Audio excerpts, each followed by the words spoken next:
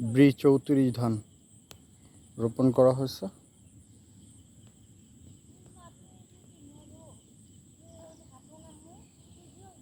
এখানে প্রায় 16 শতক।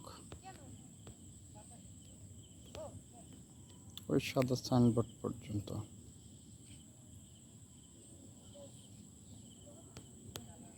এটা একটা পোলাও ধানের চাল। অন্য ধানের চাইতে এটা তফাৎ।